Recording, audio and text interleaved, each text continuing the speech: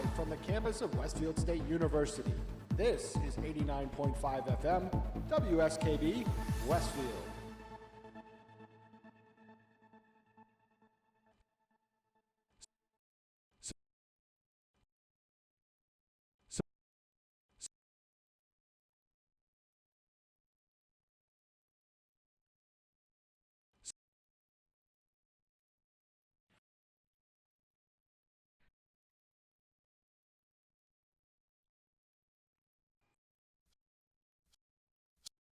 Support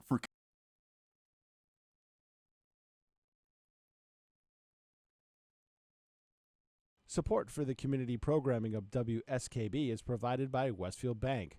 For more than 160 years, Westfield Bank has been an important community presence and commercial leader in the Pioneer Valley, with convenient full banking services in Westfield, West Springfield, East Longmeadow, Agawam, Feeding Hills, Springfield, Southwick, as well as Enfield and Granby, Connecticut.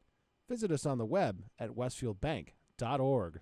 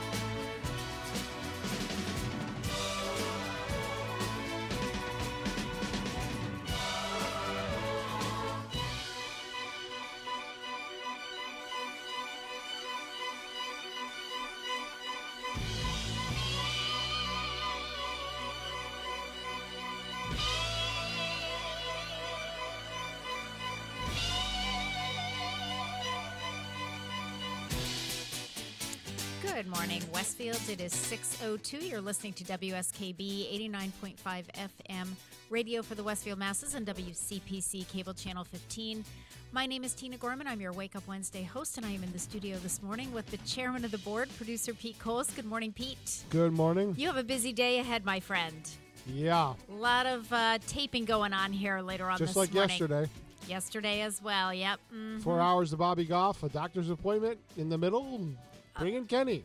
There you go. And then 2 hours of Auerbach today, and then Senior Center presents this afternoon. Yeah, exactly. So lots of stuff going on, lots of busyness. And what about Thanksgiving preparations, Pete? What's the plan here? Do you have to work? Are you working at Mount Holyoke or No. taking some time off? Yeah, I'm off till Saturday. So. Wonderful. I need it because yes. this trip to Florida. That's right. I forgot. That's right. We weren't here last week. You were in Florida. Right. So Kenny booked a hotel whilst it was okay. The mattress was very small. It was cheap.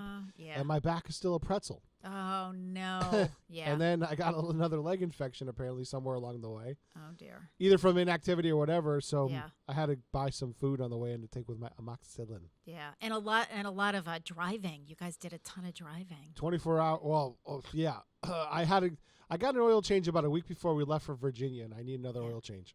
Wow. 5,000 How was miles. the actual launch, Pete? I mean, was it? It was incredible. Was it worth all the? So it was worth it. Yes, it was incredible. The video Good. we got was, I thought it was pretty good. Kenny got some decent footage on running with a camera tripod. Yeah. And then I got it with the robotic camera. I got a pretty decent shot too. So. God. And you actually got onto the grounds and everything this time, right? Oh yeah, we were Fun. 2 miles away. Yeah. Fun. Oh, that's awesome. So it was worth it. Yeah. But it's a recovery process. Now it's a recovery process. Yeah. It's like, okay. Yeah. So will you see Christy over the weekend, hopefully? She's coming up to my brother since my brother doesn't have his kids and neither does his wife. Okay. Her girls are going to be with their dad, so Okay. Yeah, we're going to do it that way. Okay. Yeah. You want to see what I got? Sure. Hold on, let me just pot this up for you so you can see it. Okay. That's actually not a NASA camera. That's ours. Okay. That's one of those the little Axis camera that sits on top of the cabinet there. Okay. Same camera. I think that we're close. And I'll make the call since NASA's a Yeah, little there we go. behind. Okay, 10, I'm not seeing anything. You see Nine. the main Look at- engine's light. 8, Oops, sorry. 7, I was going to say, I'm not seeing anything, Pete, 5, except for you and me. 4, 3, 2, Oh, there it is. 1, ignition. Oh, my gosh. And liftoff of the SLS. SLS has cleared the tower. Wow. That's me trying to follow with the Yeah, camera. yeah. You don't get the problem is you don't get to practice it, Yes, and right. you don't get a second shot at it. That's it. So Hell you of a do the show best here you in can. person And as I didn't SLS have the pitches speed downrange. wasn't enough, so I learned how to compensate. I lose it a little bit and then I compensate. But we got the solid rocket boosters separating. And believe it or not, I can't even keep track of it. Wow, yeah. Hear the rumble? Yep. Feeling the SLS pitch downrange, and you're hearing that as it pitches I was downrange. stunned for a minute, and I was like, "Oh, okay. How do I come back from this?" There you Oh, go. we Quite the show here for SLS. And trying to commentate. Yeah, right.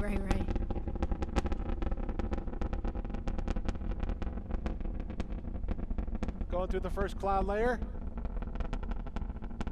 Piercing through the cloud layer now. It's like I wish I had telemetry. Boy, that's amazing, Pete. I'm sure NASA can give you the stats, but what a show. Oh, You can. the crowd is certainly SLS is impressed. now Yeah, you can hear downrange. it was impressive. There's people from 10 miles away in Titusville Yep. that it lit up the sky. Now SLS will start going horizontal as it picks up speed to achieve It was already its supersonic orbit at that point path. and several miles What a downrange. rocket liftoff. Now, this was unmanned, right? Yeah, I mean all Okay. the systems Yep. in the Like the all the Apollo systems in the era where it capsule. lumbered off The pad capsule's because there's all currently in solid orbit fuel around the moon. It motors achieved orbit yesterday with morning while we were on the with air. liquid fuel motors with the SLS. Now we're getting to the upper atmosphere. You're seeing Like, things all right, turn can I blue. do this? Can I zoom in some And more? you're I'm gonna like, see- sure I can. SRB separation should be short. And there you see it. Oh, that's amazing. That's amazing. There you have SRB separation. Wow. Not bad for a guy in a joystick. SRB separation as the core stage continues to move on. That's amazing, Pete. How spectacular. Yep, some of the professional photographers go, wow, that's a pretty cool camera.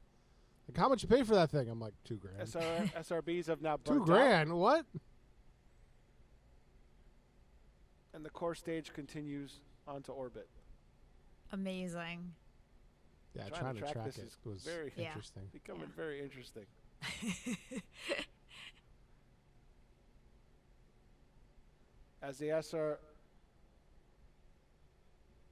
As the core stage I goes thought for a minute I downrange, saw the SRBs drop you will back through the probably Yeah. frame. But see Yeah. That's all that's well out over the Atlantic. That's probably about 30 miles the downrange. boosters falling through. We can see some of the booster. Anyways, Oh, that is very cool, Pete. I think I honestly, I'm confident in saying we're the only public access in the country there. Mm-hmm. Yeah, I would assume. I would assume. We didn't see. Kenny was looking around because my back was shot, so I was kind of watching the equipment Mm-hmm. because we had quite the spread of gear. And Yeah. Kenny was Yeah. looking around. He says, I was poking around. I didn't see anybody else that looked like a public access. It was all, local stations, national media outlets, that kind Yep. of thing. And he goes, there were a couple photographers watching by as we were doing replays and stuff. Mm-hmm. And they were like, wow, that's a great, holy cow. Wow, That's a great really video. cool. That's a great video. So Yeah, that's great. Oh, how exciting. So Yeah. good for you too. Now it's back to reality. well, it's back to the grind. Back to the Northeast, back to the grind. So, And I just keep putting patches on the window out there. Every time we cover a mission now, I'm putting up a sticker on the window. where are you? Which window? The control room window. Oh, okay. Oh, very cool. Very good. Mm-hmm. Well, that's awesome. I'm glad that I'm glad that the footage and everything went well and the experience was great. I'm sorry that the hotel wasn't better. You learn, I guess. Yeah, I You told know, Kenny yeah. we're not doing any more off-brand stuff. Yeah, that's the problem. I know. Gary's gotten to the point now too where it's like, too old for this stuff. Like, let's just, Right. 'cause the yes, it's mattress- going to be a little bit more expensive, but Right, the mattress is too thin. I was like, yeah, okay. yeah, Yeah. And how many nights were you actually there, Pete? We went down on 3, 2? Saturday. Yep. Oh, you did go down on Saturday. So you we, weren't sure we if you drove were down. gonna... Well, we drove down early. We left Okay. Friday. As we're pulling onto Route 528 to go get our badges, I was hoping we would get there early, but literally as we're driving down 528 to go get our badges, a Falcon 9 took off. Okay. So we're looking to our left ahead of us about 2-3 miles, and there's a Falcon 9 going up into the sky. Okay. I was like, well, that's a good sign. That's a good start. Yeah. Well, thankfully, with all of this, there were no weather issues or, Right. Yeah, the weather was beautiful. weather was good, yeah. And then another harbinger of good luck for us is, and when we catch stuff by accident, is we stumble onto an air show while we're in a place. Oh, how cool. So we ran down to do some stuff down in Jensen Beach for Babe Ruth while we were there doing, we just got some other stuff done. And Kenny's like, oh, let's go down early. We'll knock out some stuff now, and then we won't have to do it later. We can relax. So we're going down there, and in Stewart, Florida, which is right where Jensen Beach is, there's an air show going on. We're driving. We're like, what the heck? We're like, we heard a fighter. Yeah.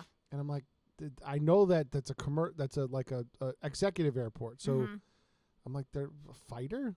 Yeah. So we drove down a little farther, and all of a sudden, yeah, there's a fighter in the sky doing a demo. I'm like, so we Googled it, and it was like, oh, the Stewart Air Show's this weekend. Oh, how fun. So we found a parking lot and did some video of the air show. But yeah, so we every time we stumble across an air show, things tend to go well for us. Yeah, there you go. That's like fantastic. A harbinger of good things to come. There it is. Fantastic. How was your weekend?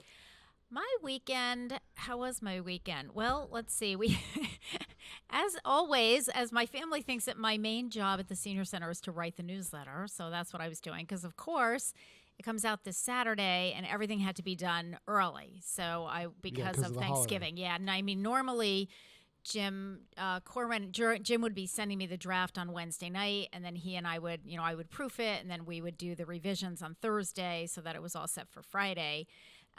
But of course, everything had to get pushed up. So mostly working on the newsletter. And honestly, Pete, okay, so we do Thanksgiving Day meal delivery for our homebound folks, and a lot of those who get home delivered meals normally because they don't run home delivered meals on Thanksgiving.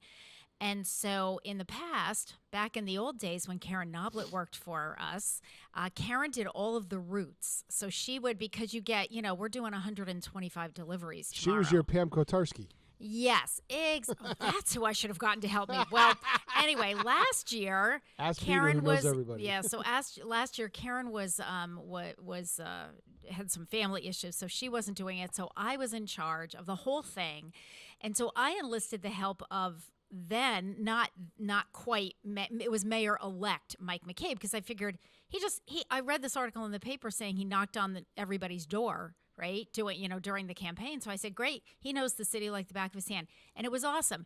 He sat down with me. I said, okay, I need 7 routes, or 6 routes, because one whole route is just Washington House. So I have a resident over there that takes care of that. So I said, we need 6 routes. So he broke them down into voting wards and, had the whole thing done for me in a half an hour. So I thought, okay, no sweat. Great. So I collect all the names and everything. I got everything. And I texted him. I said, okay, we got to sit down and do this. So, okay, we were going to do it Friday, which makes me a little nervous. I wanted to do it Wednesday or Thursday, but he was tied up. So, okay, Friday. I saw him at the city council meeting on Thursday night. I said, okay, we're set for tomorrow. He goes, yep, tomorrow afternoon at 1:30. But he said to me, Tina, I have a 2:00 meeting. So I said, nope, it won't take longer than a half an hour. Did you go over to City Hall to do it? I went over to City Hall. I said, I'll bring everything over to you. We'll spread them out on the table. So, and I had already put together, all of the senior housing ones, so they're in a bunch here and they're in a bunch here. So we probably had about 25 or so that needed to go in, because I could also use last year's list. So, we have not everybody, but a lot of people that got it last year. So I had those. So, so I get, I race over to City Hall, and I'm there at 20 after 1, because I thought, hey, if he can do it early, because I know he's got a 2:00 meeting. Nope. Mayor's office is all locked up. So I texted him. I'm like, okay, I'm here. Whenever you get here, we can do this. I don't hear from him. So finally at 1:45, now I'm starting to sweat bullets. Then I'm thinking maybe he thought we were meeting at 2:00 because when I had set it up, Amy had said to me, do you want 1:30 or 2? And I said, I'll take 1:30. You know, the earlier the better. So then I thought, I wonder if he got mixed up. And, you know, I thought it was 1:30 and maybe Amy put me down for 2. Yep. So long story short, Peter Miller, PJ, comes walking by at about 1:45. And I'm standing outside the office waiting because it's locked up. And PJ says, oh, he's in the parking lot in his car. Not sure what he's doing. I'm guessing he's on his phone. So I said, okay, well, at least I know he's on the premises. So he was on the premises. Long story short, he forgot that he was going to meet with me. Oops. Yeah. So he came in at like 5:02. And of course, he had a 2:00 meeting. It was not with me. It was with somebody else. So 5 minutes. And he just kind of like, okay, you know, this pile, this pile, this pile. But last year what he did was he actually mapped out there. So when you get an area, then you got to figure out somebody's driving in their car. You don't want them backtracking all over within that area, do right? route management. That's the hard part of it. And I mean, the downtown area was fairly easy for me. I pretty much know where wherever things are. But, man, you start getting out to some of those, you know, out towards Southwick or up toward Wyben and out there. We have a big square area of landmass. We sure do, Pete. And, you know.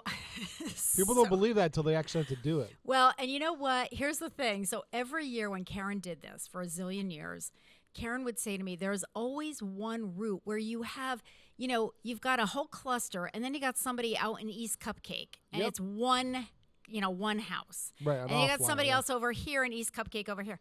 So Karen used to take all of those East Cupcake people and put them on one route and gave that to her sons, Nick and Connor, or Nick and Jake. Be bouncing all over the place. So, yep, exactly. And of course it would take them forever, but you know, we just figured, okay, fine. So guess who got the route with all the East Cupcakes? That would be my husband, Gary, and Barbara Martone, volunteer extraordinaire, who's with us, you know, every day. I said to Gary, I said, you know what? We're not cooking Thanksgiving dinner this year. Grace and Isaac are doing it, my daughter and future son-in-law. So I said, we're not eating until later in the day. I said, you and Barbara have all day to get these meals delivered. So that was my Saturday, Pete. It took me literally all day. I had maps, I had GPS, I had, just trying to figure out how I could. And you know what I tried Next year, put Pam Kotarski in your list. I know. She never definitely thought of her. See, that's why you need a Peter. And you know, the thing is, when I have to tell you, when the mayor did it last year, because of course he had all the time in the world because he hadn't taken office yet. He hadn't been sworn in yet. It was back in November and he didn't start till January. I mean, he was amazing. He just, in 20 minutes, he had my 6 routes divided up and long before he knocked on every door, he was a police captain. Well, exactly. And that's what I kept thinking. I thought, the other thing you probably could have done is talk to the traffic division.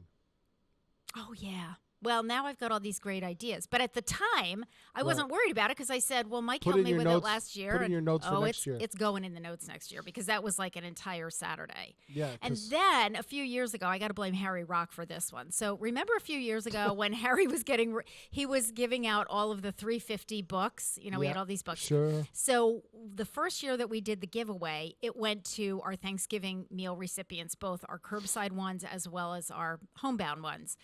So that started this thing with, and before that, we always used to make sure that we gave a card when we did the Thanksgiving Day delivery because these are all people that are by themselves, you know, on Thanksgiving Day. So you want to bring a little joy. So we always did a card, and sometimes I would have, you know, the K Kids would do it through Kiwanis Club, and you know, I've had different groups doing it. I got a fruit fly flying around here. Probably. So anyway, long story short, so everybody was getting a card. Well, then Harry started this gift thing, and then last year this woman made quilts. They were beautiful. She called them lap quilts, but they were actually bigger than that. So she was making them all through the pandemic and then donated all of them to us. So everybody got a lap quilt. So, you know, This year I'm thinking, okay, well, now we got the gift thing going. Well, you know, we're doing the renovation on the second floor. We're starting that process. So we're cleaning everything out. So I'm like, okay, we have all of these things that we can, you know, give away. We had leftover gifts from Mother's Day, leftover gifts from Father's Day, you know, all this stuff. Mm-hmm. So that meant putting gift bags together, but now I've got different things. So now I got to figure out who's getting what. So that was all day Sunday. So that was the weekend, folks. That was so the You gifts don't are get ready. paid enough. I Your know. hourly rate is The probably gifts are ready. Don't even go there because Gary will be telling you I make about 50 cents an hour when you break it Probably all down. true. But the gifts are all ready. My kitchen crew was in there, I think, about 4 o'clock this morning. George and Joanne are in there today because we're doing 150 curbside meals today. And then another 125 delivered meals tomorrow. So Can all I of go in those the are- street slang? You crazy. Holy smokes. Yeah, I know. But, we anything for the seniors. We did, That's why it gets me really upset if my staff starts to take grief about, you didn't do this or you didn't do that or you're not good at this or you're not good at that. I'm like, okay, but you know what? We're really good at certain things. And we really try to make sure people have a nice holiday. So, all right, let's do one quick birthday before we take our first break. It is November 23rd. It's the birthday of Miley Cyrus, actress and singer born on this date in 1992 in Franklin, Tennessee. She's 30 years old today.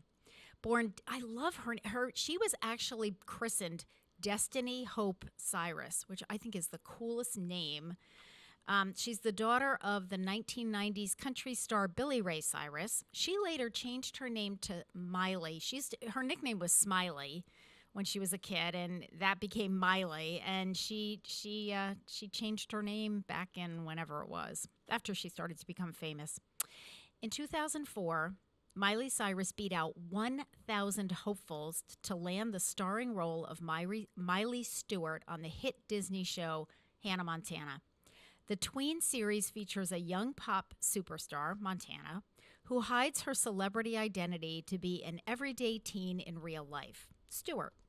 To accommodate filming, the entire family moved to Los Angeles, California, with Billy Ray joining his daughter on screen as her fictional dad manager. Her star on the rise, Miley Cyrus released a successful Hannah Montana soundtrack album in 2006.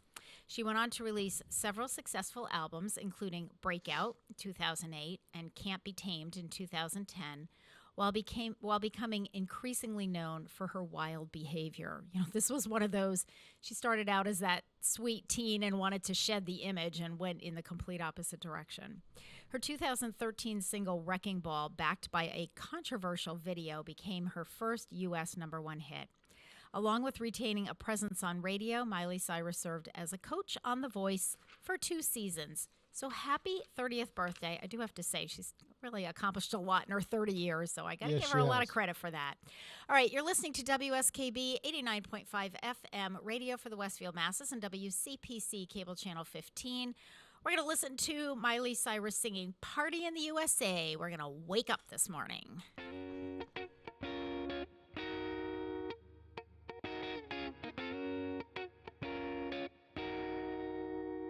I hopped off the plane at LAX with a dream, my cardigan. Welcome to the land of fame excess. Am I gonna fit in?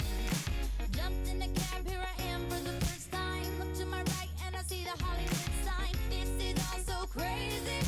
Everybody seems so famous. My tummy's turning and I'm feeling kinda homesick. Too much pressure and I'm nervous.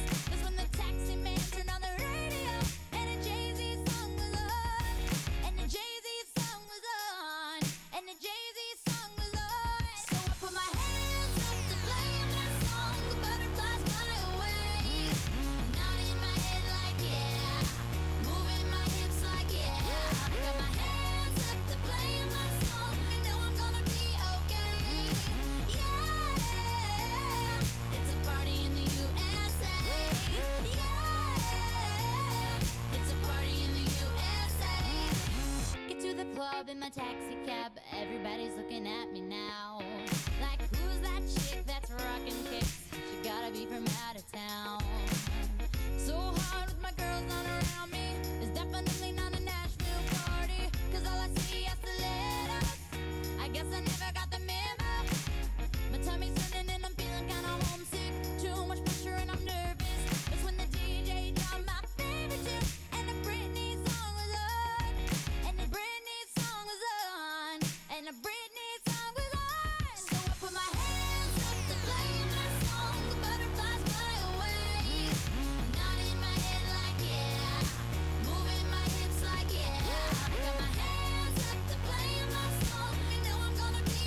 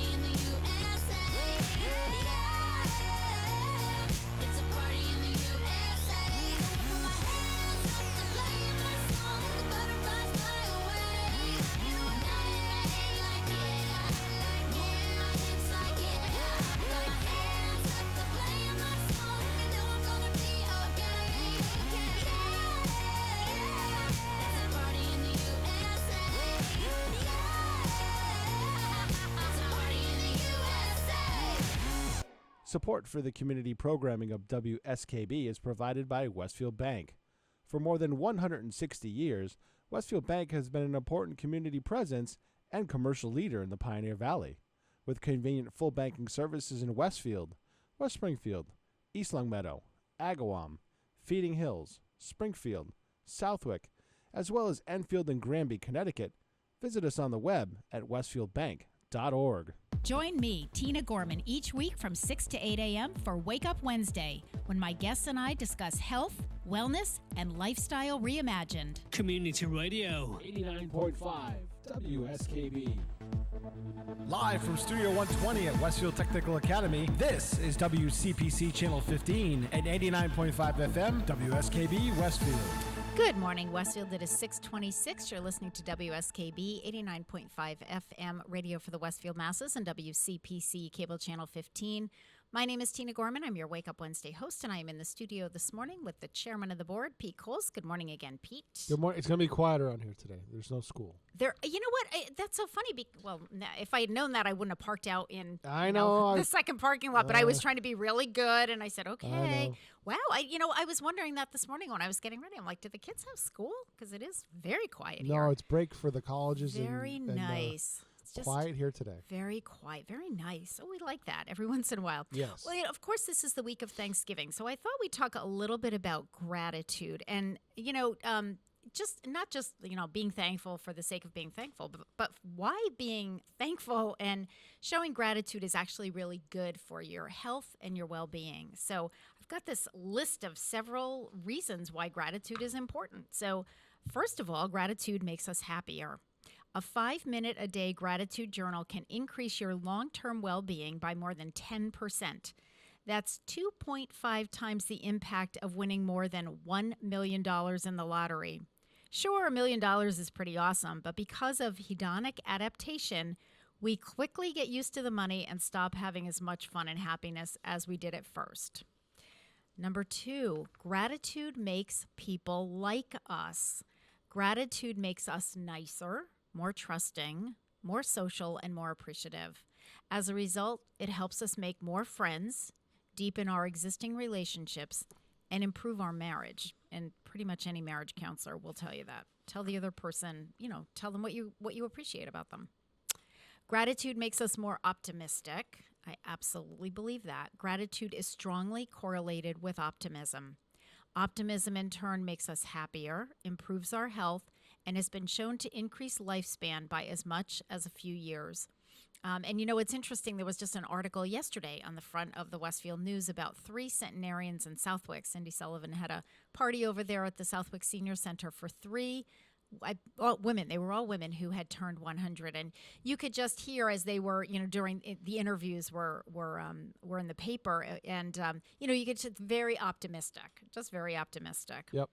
Gratitude reduces materialism. Materialism is strongly correlated with reduced well-being and increased rates of mental disorder. Gratitude causes people to focus less on things that don't matter, like making money, and more on the things that do, like family and friends. Gratitude makes us less self-centered. This is because the very nature of gratitude is to focus on others, on their acts of benevolence, and not on ourselves. Gratitude improves your sleep. I love this one, and I think it's so true. But, we've talked a lot on this show with Dr. Lovelace and with other experts that have been on about sleep and problems that people have sleeping and stress-related, things having to do with sleep. So gratitude improves your sleep, and here's how that works.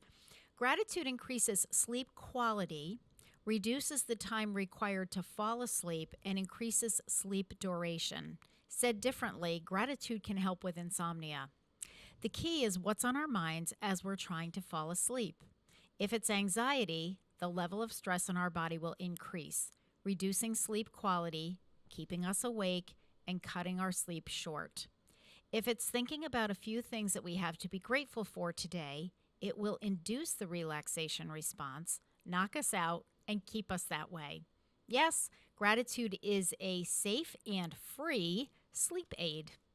So, think about that as you're going to bed at night. It's just, I do that. It's so funny because that's kind of like my prayer thing. So I'll be lying in bed thinking, thank you for whatever I'm thankful for that day. And I have to say, there are times when all of a sudden I'm asleep and I don't even remember what I was saying I was thankful for. Gratitude keeps you away from the doctor. Gratitude can't cure cancer, but it can strengthen your physiological functioning. Positive emotion improves health. Gratitude is a positive emotion. The details are complicated, but the overall picture is not. If you want to improve your health, improve your mind. And finally, gratitude increases your energy levels. Gratitude and vitality are strongly correlated. The grateful are much more likely to report physical and mental vigor. So there you go. A few tips on being grateful. I guess there's kind of an art to it.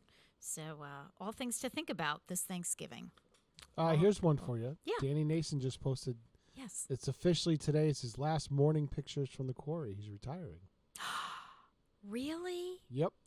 Wow. Well, first of all, congratulations, Danny, on a very long career. I mean, since I've been on the radio, he's been up there. I don't know how long he's worked there, but 30 years. Yeah, but he's been there for that whole time.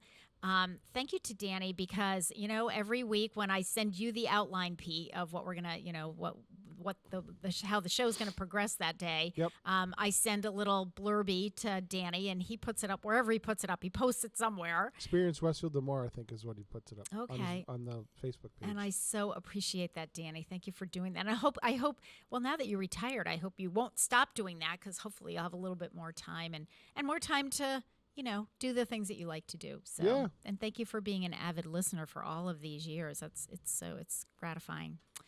You'll have to find out if he qualifies for a My Senior Center card. Oh, I'm sure he does. 60 and older. Do you think Danny's 60? I don't know. Danny, you'll have to let us know. We don't know how old you are, but 60 and older, and come on down. Join the fun. You'd probably rope him in as a volunteer. Well, that would be great, too. I want him as a volunteer down here because he's got a good eye. He's a good photographer. He does. He's a great photographer. He would be a great volunteer down here. Yes, he would. Okay, Danny, don't worry about being bored in retirement because Pete and I already have things for you to do. So he qualifies. Yep. Oh, great. Okay. He just messaged me. All right. Listen, it is 6:33. You're listening to WSKB 89.5 FM radio for the Westfield Masses and WCPC cable channel 15. So I wanted to do a couple of gratitude songs in honor of Thanksgiving. So I wanted to focus one on sort of our lives and one on people. So we're going to start with this one. It's by Carrie Underwood. It's called Thank God for Hometowns. We'll be back.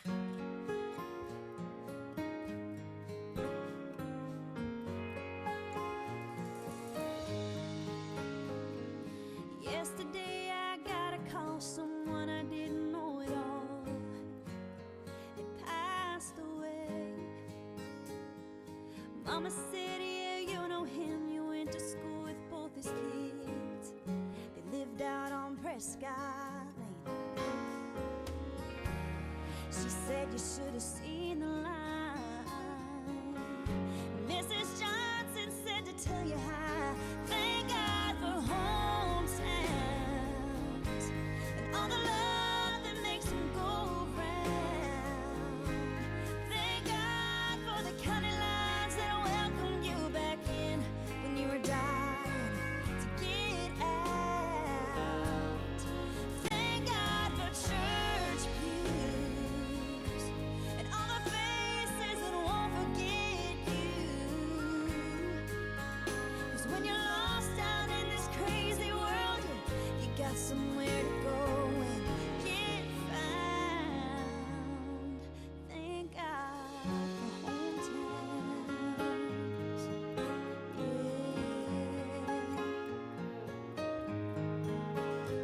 Last June, my cousin tied the knot. Didn't know if I would go or not, but I'm sure glad I did. It was a pretty good haul, but worth the drive. I could feel myself come back to life the closer that I get. First red light, I rolled the windows down, breathed it in and took a look around. Thank God for hometowns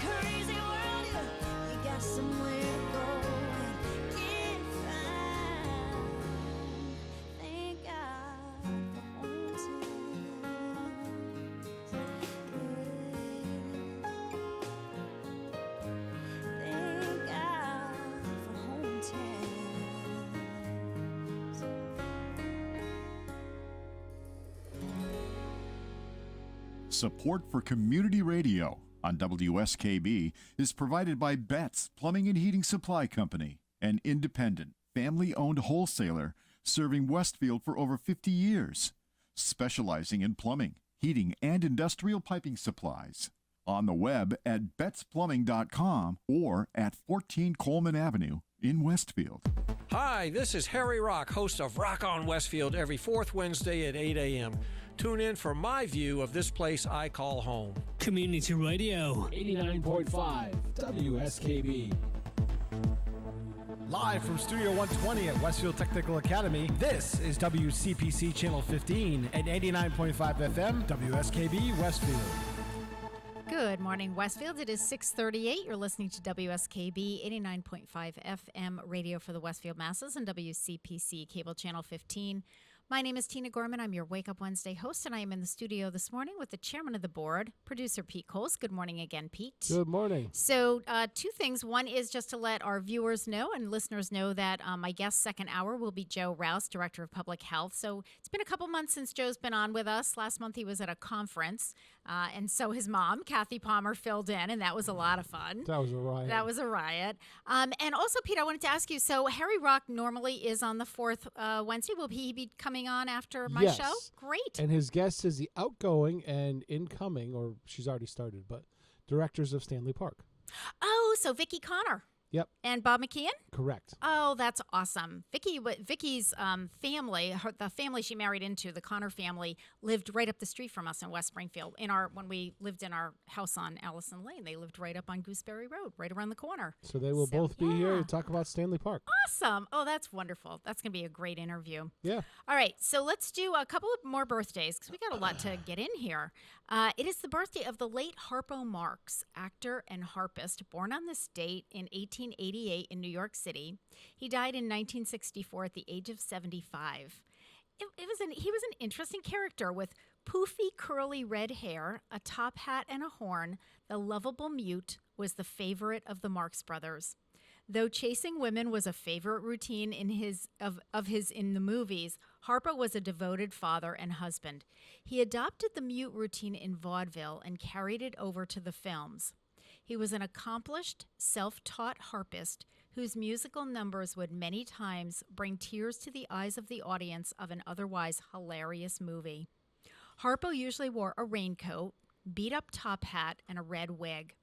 His coat carried an infinite variety of items for whatever need, whether it was a blowtorch for lighting cigarettes, a sword and fish for a speakeasy password, or a candle burning at both ends. He was seldom recognized when out of character because Harpo Marx was actually almost completely bald. He rarely spoke in his roles and never in films with his brothers. He would use pantomime and often had a bike horn to communicate with. He often had a scene where he would play the harp with great skill. W.C. Fields said that the Marx Brothers were the only act he couldn't follow on stage. Fields is known to have appeared on the same bill with them only once during an engagement at Keith's Orpheum Theater in Columbus, Ohio in 1915. At the time, the Marx Brothers were touring home again, and it didn't take W.C. Fields long to realize how his quiet comedy juggling act was faring against the anarchy of the Marxes. Fields later wrote of the engagement and the Marxes. He said, "They sang, they danced, played the harp, and kidded in zany style. Never saw so much nepotism or such hilarious laughter in one act in my life. The only act I could never follow. I told the manager I broke my wrist and I quit." So happy birthday to the late Harpo Marx. He was funny and an awesome harpist. I remember the first time I saw him do that, and I was like, oh my gosh, it did it. Their movies, Out of character. Yeah, their movies would go from you're rolling on the floor laughing to all of a sudden he's playing this really beautiful, soft, melodious harp tune. It was amazing. Today is also the birthday of Robin Renee Roberts, journalist and television broadcaster. She's really got a pretty cool background, too. She was born on this date in 1960 in Tuskegee, Alabama. She's 62 years old today.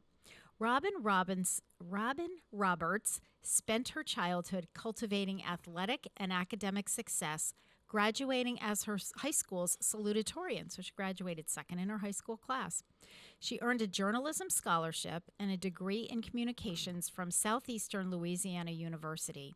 Immediately after graduating from college, Roberts used her unique combination of athletic talent and journalistic skill to become a sports reporter and anchor for a local TV station in Mississippi. She progressed and succeeded, moving every year or two to a larger city down south. At the age of 29, which is young, Roberts was hired by ESPN, where she hosted the network's flagship news program, Sports Center. Around the same time, she began making appearances as a guest reporter on Good Morning America. In 2005, ABC hired Roberts as a full-time co-anchor of the morning news program. Robin Roberts and George Stephanopoulos served as co-anchors. Together, the two helped lead the show to the top of the competitive morning show ratings, beating NBC's Today Show, which had held the #1 spot for more than a decade.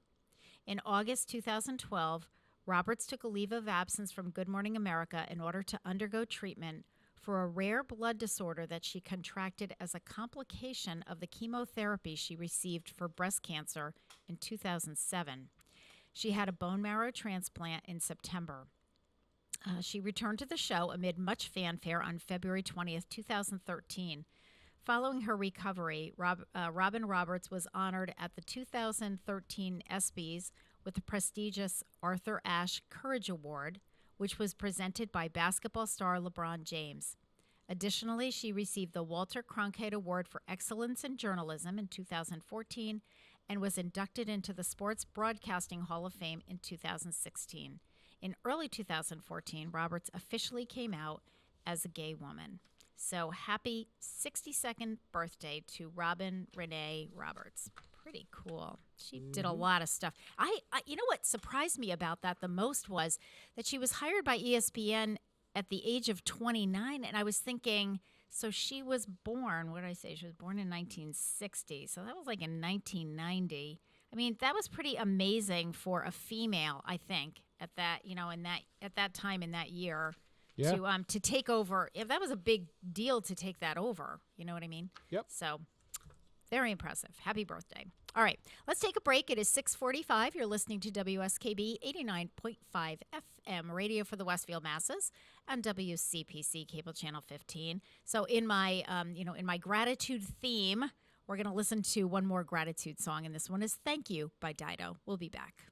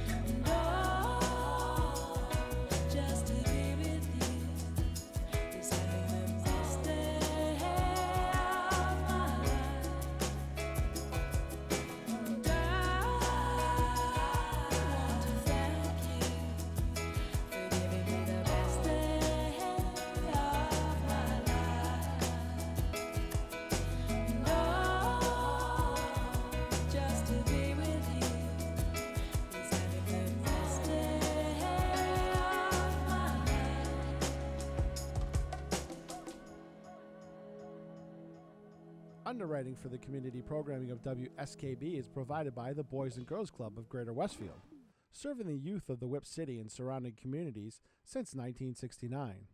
For more information on the Great Futures Club for ages 3 to 5, happening weekdays, and the Club Teen Center for ages 11 and older, weekdays from 6:30 till 8 p.m., go online at bcgwestfield.org or visit the club at 28 West Silver Street.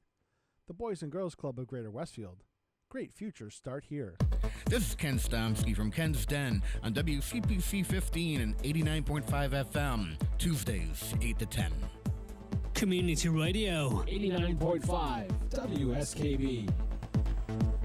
Live from Studio 120 at Westfield Technical Academy, this is WCPC Channel 15 and 89.5 FM, WSKB Westfield. Good morning, Westfield. It is 6:50. You're listening to WSKB 89.5 FM, radio for the Westfield masses, and WCPC Cable Channel 15. My name is Tina Gorman. I'm your Wake Up Wednesday host, and I'm in the studio this morning with the chairman of the board, producer Pete Coles. Good morning again, Pete. Good morning. I'm noticing a lot less hustle and bustle on Park Square today. Yeah, you know what? I was just looking at the exact same thing. So we have that shot of Park Square Green. It's really quiet. Well, I didn't realize the kids didn't have school, so that's part of it. You're right. You don't have And the the buses, college but is you don't. out. And the college is out. Yeah, they're gone and they're home. And we just honestly just be careful with driving. We know there's going to be today's the busiest traffic day of the year, whatever it is. Mm-hmm. And that's true because with Thanksgiving, it's a long weekend, but because I've often said, well, isn't it more crowded like around the Christmas holidays? But not so much because it's a little bit more spread out then. All the colleges don't get out at the same time and, all the same with the schools. But Thanksgiving weekend, highly trafficked. So just, take your time, be safe, be considerate on the road, all of those good things. Okay, it is the birthday today of the late Boris Karloff, actor born on this day in 1887 in Surrey, England. He died at the age of 81 in 1969. Along with fellow actors Lon Chaney, Bela Lugosi, and Vincent Price, Boris Karloff, born Henry William Pratt, is recognized as one of the true icons of horror cinema. That was back in the old days. He was educated at London University in anticipation that he would pursue a diplomatic career. However, he emigrated to Canada in 1909 and joined a touring company based out of Canada and adopted the stage name of Boris Karloff. His big break came in 1931 when he was cast as the monster in the Universal production of Frankenstein, directed by James Whale, one of the studio's few remaining amateur directors. The aura of mystery surrounding Karloff was highlighted in the opening credits as he was listed simply as ? His name was not in the credits of Frankenstein. They didn't want anybody to know who Frankenstein actually was, so it was just listed as ? The film was a commercial and critical success for Universal, and Karloff was instantly established as a hot property in Hollywood. He quickly appeared in several other sinister roles, including Scarface in 1932, The Old Dark Horse in 1932, The Mask of Fu Manchu in 1932, The Mummy in 1932, and The Ghoul in 1933. That's a lot of movies. I mean, I'm not sure that a movie star in this day and age would do all those movies in 1 year. He donned the signature makeup, neck bolts, and asphalt spreader's boots again to play Frankenstein's monster in the sensational The Bride of Frankenstein. That was done in 1935. And the less thrilling Son of Frankenstein that was done in 1939. Interestingly, Boris Karloff never took himself too seriously as an actor and had a tendency to downplay his acting accomplishments. Renowned as a refined, kind, and warm-hearted gentleman with a sincere affection for children and their welfare, Karloff passed away from emphysema at the age of 81. So happy birthday to Boris Karloff. All right. I know we did many when I was in the public access in Munson Palmer. We found B-movie horror stuff that was in the public domain. Really? A lot of Boris Karloff movies lapsed into public domain. So yeah. The show we did was called Drive-In Schlock Theater. Oh, my gosh. I love it. And Palmer still had a sand pit quarry that still had some of the stanchions and stuff up from the drive-in. Yeah. That was there. Oh my So we gosh. shot the intros and outros out of the old drive-in. So there was a So that was before my time, Pete, because I only moved here whenever I moved here. Oh, but there was wasn't that tons one? of drive-ins. So there were a lot of. So there was a drive-in in Palmer. Oh yeah, there was one in Westfield where the plazas up by Hampton Ponds. Oh, by Hampton Ponds. That was a drive-in. drive-in. Yeah.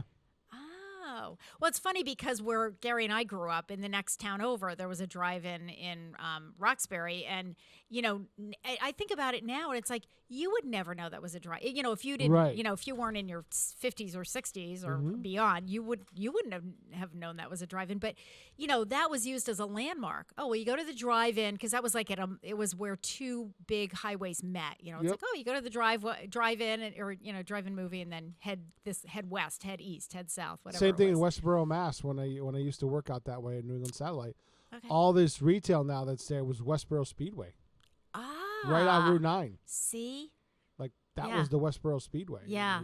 It's just huge, right next to the road. Now it's just like a Sam's Club and a. right, exactly. Well, that's it. Yeah, You know what I mean? It's all yeah. retail now. Well, yeah, it's all retail. Same with down in New Jersey. Same in Westfield. We've got Hampton Ponds Plaza now. Yep. So Exactly. all right, so this is one of those days, the day before Thanksgiving. This is a day when people do return home. So you get a lot of people from you get together with your high school friends and your college friends and all that good stuff. So traditionally on this day, the day before Thanksgiving, it is National Jukebox Day. So National Jukebox Day. The date changes. It's not the same date. It's always the Wednesday, the day before Thanksgiving. On the day before gathering around the turkey, gather around the nearest jukebox to celebrate National Jukebox Day. As Americans flock to their hometowns for Thanksgiving, many will head out to neighborhood bars and restaurants to catch up with friends and family and celebrate by playing great songs on their local jukebox. The name jukebox is thought to originate from places called juke houses or juke joints, which were establishments in the early 1900s where people congregated to drink and listen to music. In 1889, the first coin-operated player was invented in San Francisco by Lewis Glass and his partner William S. Arnold, both managers of the Pacific Phonograph Company. Formerly known as the nickel-in-the-slot machine, the player included a coin operation feature on an Edison phonograph and played a limited selection of songs without any amplification. Throughout history, the jukebox continued to evolve with the times. When recording artists were first crooning into microphones and cutting records into vinyl, an aspiring inventor in a Chicago music store worked nights to build a box that would play both sides of the record. When the Bluegrass Boys played the Grand Ole Opry to sold-out audiences, guys and gals would dance the night away by playing their song over and over again on the jukebox at a local pub. With the advancement of technology, today's jukebox is now more versatile than ever, with touchscreen interfaces that respond to the swipe of a finger, or can even be controlled by a mobile app, and a vast virtual library of songs, including back catalog jukebox heroes alongside top artists of today. Throughout each era, from big band and jazz, country and blues, to rock and roll, acoustic, electric, and everything in between, the jukebox has played it all. So happy National Jukebox Day. Pretty fun. So what's great for me is that left it wide open to. Now the jukebox are all digital, so yeah, most of them are by a company called TouchTunes. So you can download an app, Mm-hmm. and wherever you go, if you buy tokens, you can just access the jukebox remotely from your phone. That's pretty amazing. Yeah. It's just pretty amazing what we do. You know, Pete, you're younger than I am, but I remember when I was a kid, and I think about this often now, the show, The Jetsons, you know, with George Jetson. Yep. And it's so funny because back then, I mean, that had to be in the 60s because I was a kid, and I was born in 57. You know, all of that seemed so foreign with interfacing with people, you know, on a computer. It was like on a computer screen. It was like FaceTime on a phone. You know, it's all these things. If you go back and watch some of those episodes of The Jetsons, that stuff is all, it's our everyday life now. That it's and just, Star Trek. It's so, yeah, see, I was never a Trekkie, so I wasn't really A lot of stuff familiar in with that, but Trek same. and the Jetsons inspired engineers. Yeah. Like the flip phone came out of the communicator in Star Trek. Well, directly. here's my, and it's funny that you bring that up, the flip phone, because Tricorder. of course now they're doing. So now Samsung has a new flip phone. I said to Gary, I feel like we're going backwards. We had the phone. Remember the old portable phones, which, as my brother said, were like, carrying around a shoebox. And then they got smaller and smaller. Mm-hmm. And then we had the flip phone. And then we got rid of the flip phone for the other one and different sizes. Then phones got bigger and bigger and bigger. Right. And then we had remember there was like the slide phone where you could like slide it in. That was short-lived. Mm-hmm. But now we're back to, so Samsung's doing, I think it's Samsung that's doing another commercial for flip phones. I said to Gary, I feel like we've come full circle. Yeah, but now the screen, like the glass folds. So it's one piece of glass. Oh, gotcha. The glass folds, right? In the And old the flip glass phones, actually it was folds, the like in the middle. It's so really weird. Yeah, so the old phone, the glass was just on one side, so that's why it was so small, Right? So tiny. That's what it is. Because I'm thinking to myself, why is this a great thing? Like it was glass, so small. Yeah, the glass. I get it. Because I haven't seen one in front place glass actually folds. Huh? Which blows my mind how they don't break it, but. Yeah. They have a material apparently that's enough bendable that it can fold the phone. All right. I got to see one in person. I don't know of anybody that has one. Hey, Pete, you know what I have to ask you is at some point I have to, I was digging around. I'm not like, I mostly use my phone just for talking and texting, but I was playing around trying to find something on it. And I found, I have like 900 videos that I want to delete, and I can't figure out how to delete. It was like, oh my God, I have 951 videos. When people send you like a YouTube thing and, whatever. So, over the years that I've had my phone, they've all collected, and I don't know how to delete them. I'm trying to get rid of them because Take your charger cord, plug it into your computer. It'll recognize it like a USB drive, and you can go in and do it that way. Do it that way? Okay, because that's the easiest way to do multiple deletes. I tried to do it on my phone, but I couldn't even do single deletes on my phone. I'm like, how is it? Okay, so charger, computer. Yep. And then it'll recognize it like you'll see a new drive pop up in your list. Yep. And then you can go like in if there. I go into my PC or whatever it is. Yeah. It'll come on there. Yep. And then I can go in there and I can just delete all those YouTube-y thingies. Yeah. Okay. All right. I'm going to try that. All right. Well, you know what? It's 7:01. Let's take a little break. It's 7 o'clock. You're listening to WSKB 89.5 FM radio for the Westfield Masses and WCPC cable channel 15. Let's take our top of the hour break. We'll be back.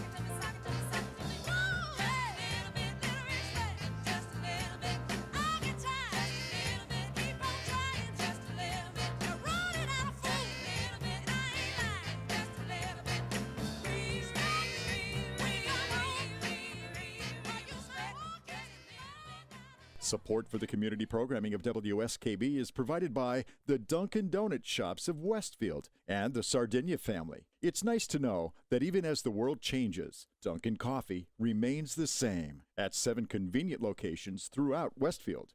Join us every Thursday morning from 6 until at least 7:30. Check out the Bobby G and Company Show right here on WSKB 89.5 Community Radio. 89.5 WSKB. Live from Studio 120 at Westfield Technical Academy, this is WCPC Channel 15 at 89.5 FM, WSKB Westfield. Good morning, Westfield. It is 7:04. You're listening to WSKB 89.5 FM, radio for the Westfield masses, and WCPC Cable Channel 15. My name is Tina Gorman. I'm your wake-up host. I'm in the studio this morning with the chairman of the board, Pete Coles. Good morning again, Pete. Good morning. Somebody just posted something on one of these Facebook sites. Yeah. At Kmart, in November 21st, 1970, in the Kmart Grill, you could get a complete turkey dinner for how much? Oh, Take man. a guess. I'm gonna say $2.50. 93 cents. Wow. With bread dressing, potatoes and gravy, choice of vegetables, cranberry sauce, roll, and butter. Your choice of That is beverage, amazing. 93 cents. Wow. November 21st, 1970. That is amazing. That's insane. That is insane. Oh, my goodness. All right. So, listen, last day, the Friends of the Westfield Senior Center has their lottery ticket holiday fundraiser. This is the last day to buy tickets. So, here's the prize. The tickets are $5. You get 26 raffle tickets that we're going to throw into the big raffle jar. You get 4. This is like a holiday gift box, and you get 4 small holiday gift bags, 6 medium gift bags, 1 holiday stocking, 2 rolls of Scotch tape, 2 packs of gift tags, 2 boxes of Christmas cards, and 2 packages of holiday tissue paper, and $100 worth of lottery tickets, all wrapped up in a seasonal holiday box. So the tickets are $5 for a sheet of 25, but we throw in 1 bonus ticket. Today's the last day to buy your raffle tickets because we are doing the drawing tomorrow. I think I'm going to have Patrick Berry do the drawing because he's one of my, there you go, cha-ching. He's one of my volunteers for delivering Thanksgiving meals, he and his wife, Mimi. So I think I'm going to, because he's like a big star, the co-host of Mass Appeal, so I thought I would have Patrick draw the winning name, and we will notify that person on Monday and make a big announcement. Tell him I said hello. Last time I talked to him, I was sitting in the press site at NASA at Kennedy Space Center. Okay. I did an interview in Mass Appeal. I had a rocket over my shoulder. You did? Yes. Oh, well, we had a nice little chat about the space program. Great. Oh, that's awesome. I didn't realize that. Did he reach out to you, or did you reach out to him? Did he find out that you were going down I there, offered it to him. Did you offer it? Yeah. Yeah. Once I found out we got credentials, and he messaged me, and he's like, "That's a great idea. Yeah. Let's do it on Monday. And we'll book it for Monday." And then the rocket launch slipped, and I said, "Well, I'll still have the rocket over my shoulder. We could talk about the launch." He goes, "Perfect." Oh, that's awesome. Well, yeah. You know what? I do just want to do a quick shout out to his producers were hilarious. They're like, "You can get a shot that close to the pad?" She's telling me over the IFB. She's like, "Can you guys zoom in on that and get it? We'll roll on that for a little bit and then get a shot of that and we'll roll on that." Yeah, whatever you want, no problem. I love it. That's great. Well, anyway, yeah, so we'll have Patrick do this. So if you want to get tickets, they are at the greeter's desk, or Kathy Millis will be outside with us today when we do curbside turkey dinner pickup, which is between 11 and 11:30. I'm hoping that Chief Valier is going to send over a police officer. I totally forgot to ask him ahead of time, so I messaged him last night. I know. And I just said to him, listen, if you can't, that's fine. If you're shorthanded, I know the holiday's coming. But I said, if you have somebody, even if you could spare somebody for about a half an hour, that would be super helpful because we are going to have a lot of people. We'll sneak everybody through the parking lot. Just, take a breath. Enjoy. It's supposed to be beautiful. I mean, it's cold out there now, but it's supposed to be almost 50 degrees and sunny and not windy. So, roll down your windows. I'm going to have staff all over the parking lot so you can socialize and visit with us, and that'll be a lot of fun. And if you want to get some raffle tickets, you can do that because you don't actually go walk away with anything. All you need to do is hand us your $5, give us your name and a phone number so I can call you when you win, and we do the rest. We'll put all the tickets in the jar for you. So that's going on. Also, I wanted to also announce that next Wednesday, so a week from today, we have a special program. It's a handmade holiday winter cards with Crystal. So you actually make winter cards or holiday cards. She's going to have all the stuff for it. You don't have to bring anything. It's $5. You do have to sign up in advance because the class is limited in number. But it's really fun. She did this program for us in September. It was just homemade greeting cards. It was super popular. The people that attended loved it. Then the word spread. So everybody was like, do it again. I didn't get to do it in September, but I heard it was really fun. So make sure if you want to do it that you call us, because I think she's limiting it to it's fewer than 20 people. So if you want to participate, it's next Wednesday from 1:30 to 3:30 in the afternoon. Crystal has been making greeting cards for the last 14 years and teaching classes at libraries and senior centers and colleges, as well as her home studio, which is in Westfield. So join the fun. I mean, they just look like they had a blast. So do call the senior center, 562-6435 to sign up for that. Also, of course, today, the turkey dinner today was advanced registration only. We are completely sold out. So unfortunately, if you did not, get a reservation, I can't help you out anymore, guys. All right, let's see. Your guest just pulled in the parking lot. I know, I saw that. So I think what we'll do is I'll make one more announcement, which is that we are this month, the concert that we're featuring on Channel 15 is Sarah the Fiddler.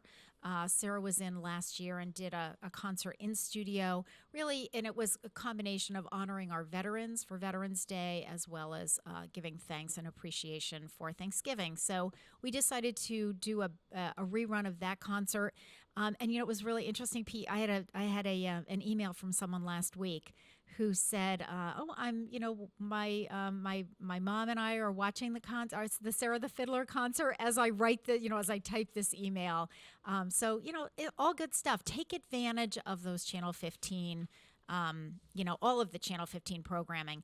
And I can tell you, there are people, and Grace cannot believe it, but there are people that ask me at least once a week, how's your daughter? How's Gracie? And I'll say, oh, how do you know Grace? Oh, well, because I exercise with her twice a week on TV, and I've been doing it for 2 years. So anyway, take advantage of those. We'll be doing we have one more episode for this month. No, 2 more episodes of this month for the Westfield Council on Aging Presents, and that is Jen Fernandez, who is a financial coach with the Thrive program. And then we'll be videotaping today our program for next month, but stay tuned. That'll be in the newsletter. The newsletter comes out this Saturday. So the December Voice of Experience newsletter, please grab it because we have a lot going on for the holidays, and pretty much everything is pre-registration or advanced registration or buy a ticket in advance. So please get your newsletter early this month because I don't want people disappointed. Well, I didn't know you were having this, and I didn't know about this concert, and I didn't know about this party, and I didn't know about this curbside dinner. And so we have a lot of special things happening in December. Get your newsletter early and sign up early. It is 7:12. You're listening to WSKB 89.5 FM radio for the Westfield Masses on WCPC Cable Channel 15. We're going to bring in my guest, Joe Rouse, Director of Public Health, with his special song, which is Good to Be Alive, Hallelujah by Andy Grammer. We'll be back with Joe.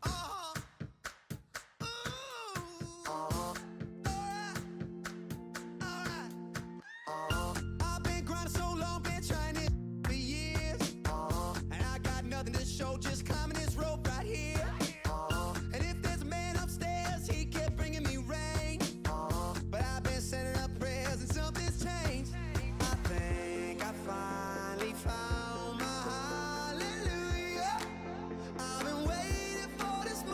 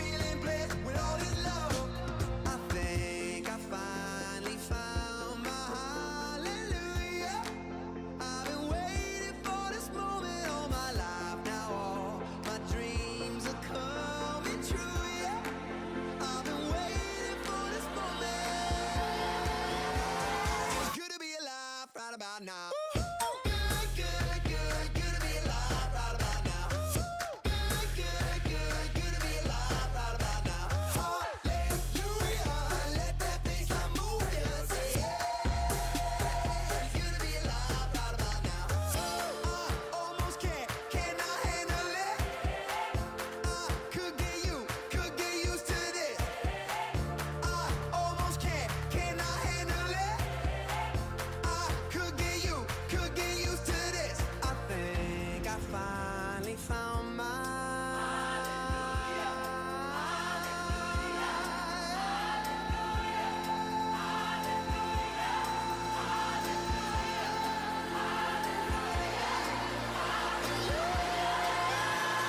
It's good to be alive right about now.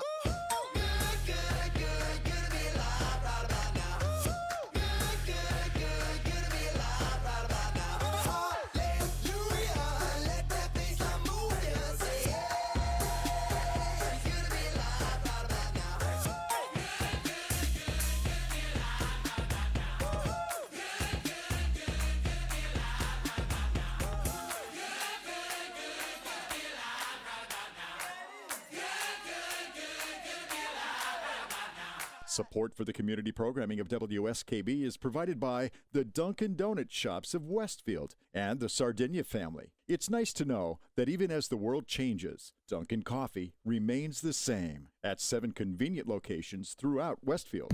Hi, it's Bob Plass, and I have Wow, It's Tuesday, every Tuesday, 6 to 8. Wow, it's Tuesday.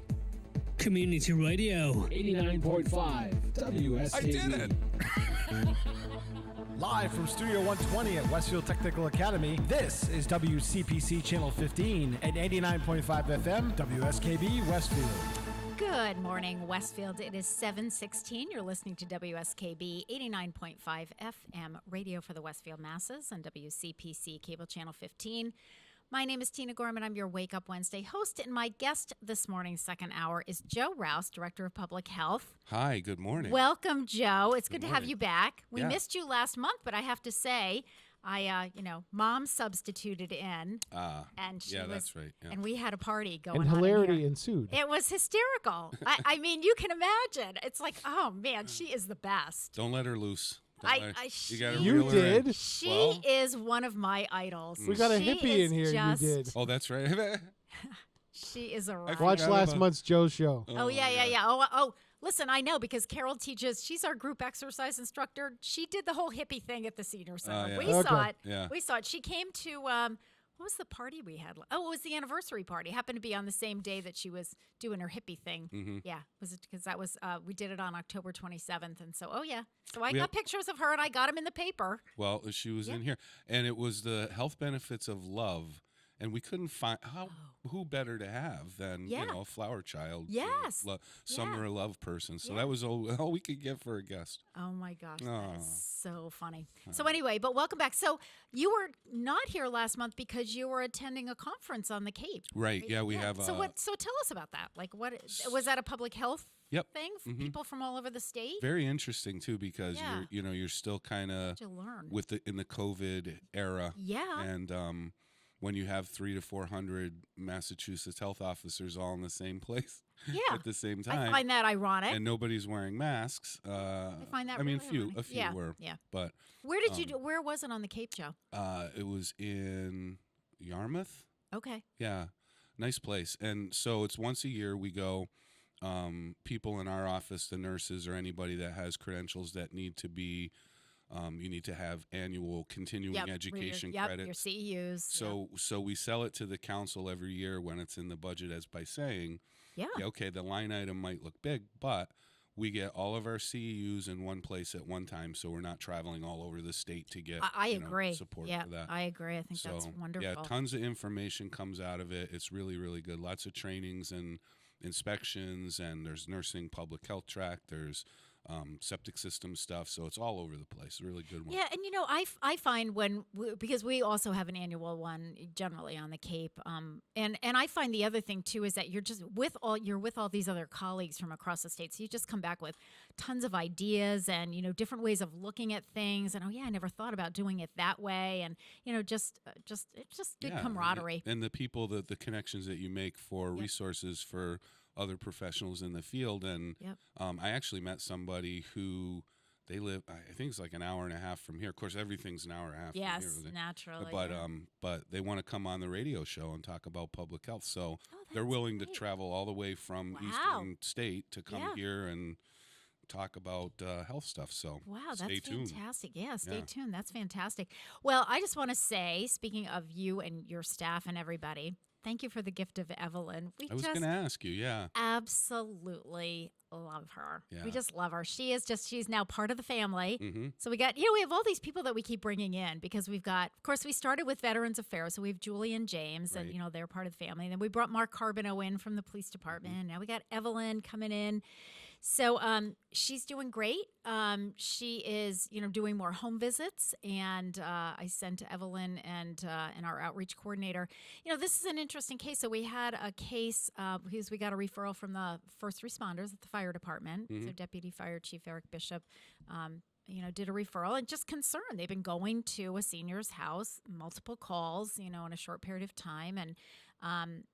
So it's one of those, she's older and, what's going on, because we don't want to, thankfully she's fully, she hasn't broken anything, which is amazing to me considering the number of times. Yeah. But, so anyway, I said to Deputy Fire Chief Bishop, okay, well, let me send, I'm going to send my nurse out there, my outreach coordinator. So they went out there yesterday, did an assessment, met with the family, met with the person, with the older adult. And, so we're strategizing, trying to come up with a plan. And of course, most of the older adults that we work with get nervous immediately thinking, you want to put me in a nursing home, right. And we're, our thing is like, that's the last thing that we want to do, know? This person doesn't need a nursing home, but she does need some modifications, but it's like, it's doable.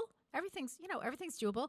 Evelyn went out and said, this is what's going on, that's going on. But if we can, we can work on this, we can work on that, we can work on this, we can work on that. Evelyn suggested like a home. I agree, like a home assessment either by a PT or an OT would be really helpful. So she's going to get all that in motion. So we love her. That's great. She's I knew great. it was going to be a perfect fit. Yeah. It's the day I walked in there and saw an empty nurse's office. Yep. And knowing that we were making the pitch for a third nurse anyway. Yeah. Because we had one as an intern coming right out of school. Yep. Which was that's so great. So it's working Good out to great. hear. Today is we're Pete knows we're doing our curbside turkey dinner. So we have 150 people coming through curbside. So it's all hands on deck. So I said to Evelyn and Lynn Hills, this is their first go round of the holiday season. So I said, well, wear your long underwear. Although it's going to be really nice out today. But I said, we're going to be out there because we snake all the cars through. And, I said, the thing that's so fun, and Evelyn has done it before. This is probably your third or fourth big curbside thing that, luncheon that we've done. The thing that's so great is, people just roll their windows down. And the whole idea is not just that you're picking up a lunch, but all along the way, I've got staff all through the parking lot. So we can just kind of get eyes on people, maybe that we haven't seen in a little while, check in on them, well-being, how's it going? And also in Evelyn's case and in Lynn Hill's case, just to introduce themselves so they can put a face with a name. Right. And, hey, we're here if, I didn't realize you had a nurse there every day. Well, we're here, so give me a call. Well, can you check my blood pressure? Sure, we can check your blood pressure. So I'm finding a lot. The other thing that Evelyn is really doing a lot is helping people with their medications, just medication review. It's like, what are they on? How should they be taking it? Those kinds of things. And I had Dr. Lovelace on last month, and we were talking about, one of the hardest things with having people comply with medications is the more you're on, the more challenging it is to know when do I take them, and this one has to be on an empty stomach, and this one can't be on an empty stomach, and this one I can't take milk with it, and this one I can't drink grapefruit juice with it. That's complicated. That can get I really take one confusing. medication. I can't remember 2 minutes later whether or not I took it. I can't remember. And another old thing I just did is I drove over here in the car. It was nice. No traffic, no schools. Yeah. And sitting there listening to you in the parking lot for a little bit. And then I came inside. And as soon as I came in the studio and sat down in the chair, I went, and I'm like, wait a minute. How could standing for 2 minutes make my back hurt so bad that I had to be in relief when I sat in the chair? No, I can't even stand Tina. Amen. Well. Oh yeah, we were just talking about back. Well, yeah, but Pete drove down and back to Florida, and then no, actually, the drive helped me because I have a lumbar support in my car. Oh, you have a lumbar support, yeah. And the drive back started to heal things up, and then this chair is not conducive to. I know, but Gary will still tell you, sitting for that long a period of time, even with lumbar support. Well, we were need to getting get it up every and couple move. hours. You got to get up and move around every few hours. Yep. All right, so Joe, what's on the topic for today? We got the holidays coming up. Yeah. So I feel like we need to talk something holiday safety. I feel like we do. Stuff. Yeah, holiday safety stuff. I know. I think we did this last year, and I started thinking about it, and I feel like sometimes when I talk about these things, I don't want to be talking down to people. I know everybody knows these things that I'm going to say for the most part. So it's just a reiteration. It's a reminder I know everybody's busy, especially, Thanksgiving, and you're trying to get everything ready, family coming over, whatever. Last minute. So these are just points that I wanted to make that are the big ones, the things that you may not think about as much as you should, even though I'm sure you already know these things, and I'm not, you're going to say, hey, of course I know not to, undercook the turkey or something. Yeah. But you know what? I think you're right, Joe, but we do get so caught up in the busyness of our lives that sometimes it does help to be reminded. I am the first person to say, it's like, oh yeah, I mean, I know that, but I forgot about that. Yeah. Like I do need to pay attention to that, or that is important. So well, one of the reminders things, are good. The big one for me, and I actually didn't even think of this until I started to read about it, was the fire hazard associated with the Thanksgiving cooking dinner, especially oven turkeys. And I think I knew this, but only because of, remember when the air fryer, the turkey air fryer became this big thing? Yes. Or not air fryer, but it was a regular, was it just a container with oil in it? The outdoor pot. Right. What do you call it? What was it called? Turkey fryer. Yeah, outdoor oil fryer. Okay. Well, and the fires associated with that, of course, were through the roof. Yeah, the frozen turkeys. Yes, that's not a Yeah, good you don't want to flash steam. Yeah. Oh, jeez. You throw a frozen turkey in, and water ice crystals automatically flash to steam. Yeah. It throws all the oil out, and guess where the burner is? Right below it. Oh, jeez. Okay. I think the ship has sailed on those. The novelty of that. Okay. I know that there's probably people that still use it, but anyway, inside your house, even. Yeah. So one of the things I started looking at, and then it got, you know how you go down this wormhole into some weird place, but I got into the fire aspect of it. Lay it on us. And so the National Fire Prevention Association, it said that cooking was the leading cause of reported home structure fires. Yep. And the second leading cause of civilian deaths and direct property damage. And on Thanksgiving Day alone, an estimated 1,400 home cooking fires were reported to U.S. fire departments last year. Yeah. Reflecting a 220% increase over the daily average. Yeah. So, Huge. that doesn't, not including just exclusively the turkey fryer outside things. We're talking about turkey in the oven, simply. Yeah. I mean, I don't know a lot of people that cook a lot in the oven, like routinely, weekly, for hours and hours and hours, and that's what we're talking about. Yes, and I think that my guess is that's why that's up, is because you have a lot of people who don't do a whole lot of cooking typically during the week, or during their regular work day, just because I don't cook that much. Most of my cooking is on the weekend. I mean, but all of a sudden on Thanksgiving, there you are with all of this stuff and ovens going and the stove going and all kinds of stuff happening. And if you're not used to navigating all of that, it's easy to make a mistake.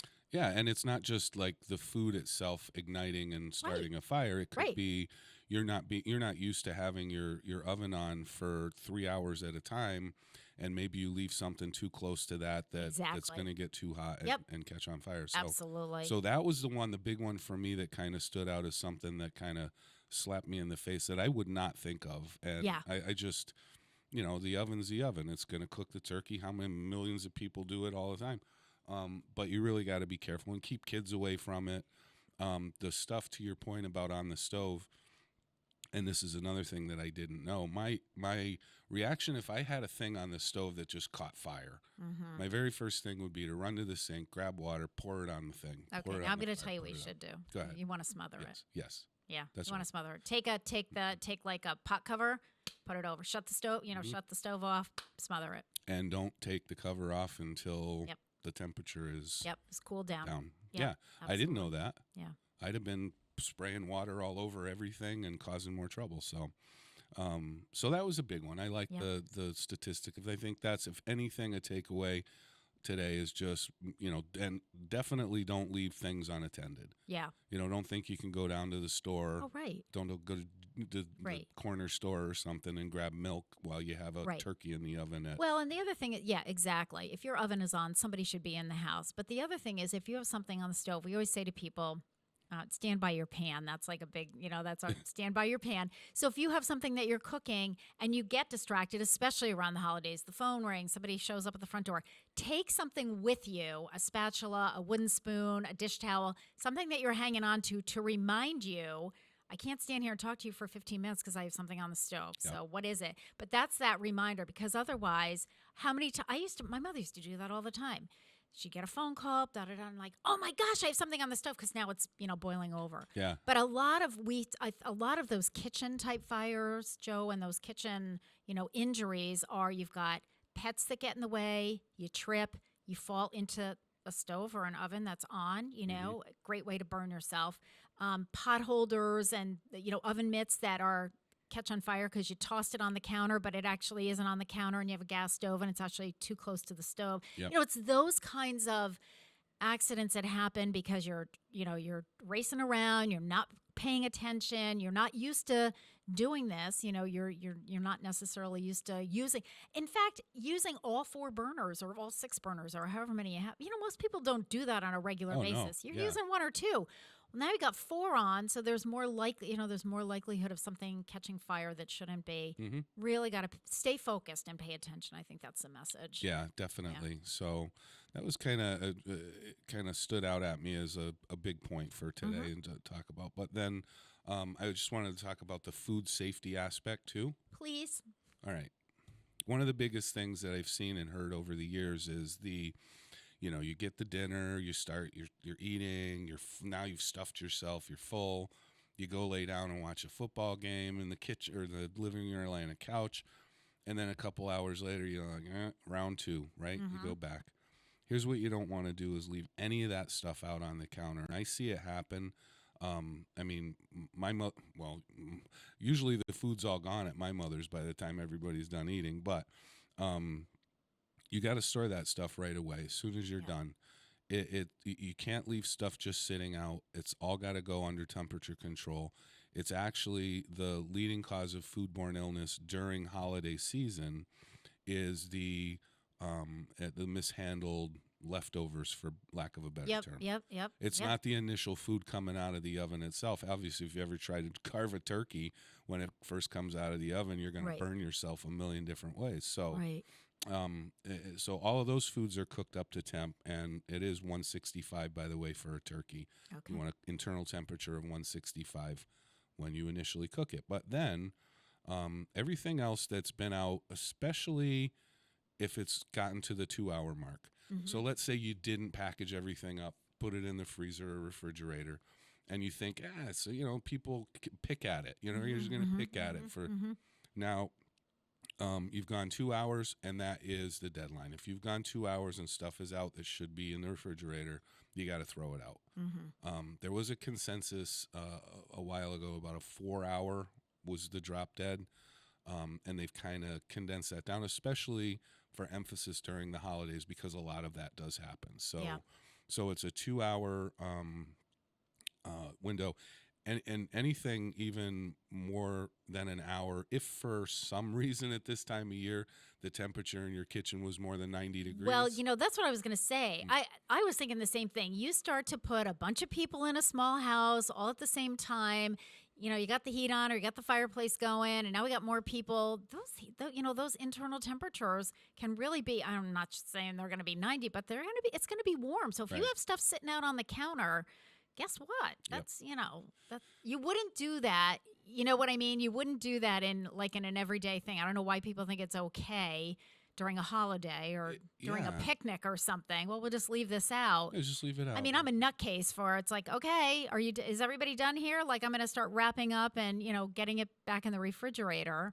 And it's funny because sometimes, Gary will say, well, I think I may have another sandwich. I said, okay, well, you know what? It's going to go in the fridge. Want another sandwich? Open up the door, take it out. Right. You know what I mean? Doesn't need to stay out on the counter. Yeah. I mean, apparently, and I think in years past when we've gone to other people's places and the other side of the family, I've seen it. I've seen it all the time. Yep. And it's like, woo.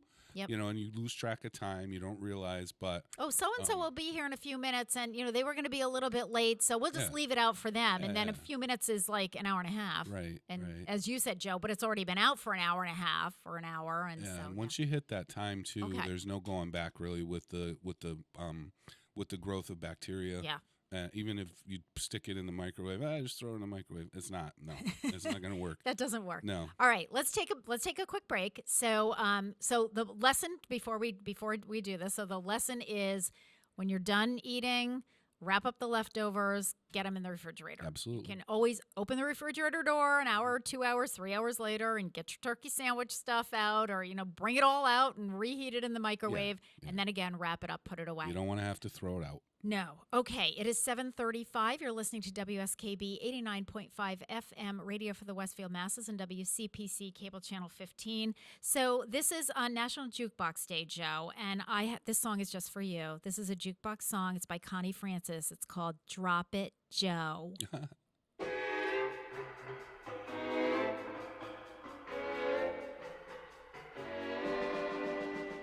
Joe fell in love with a campus queen.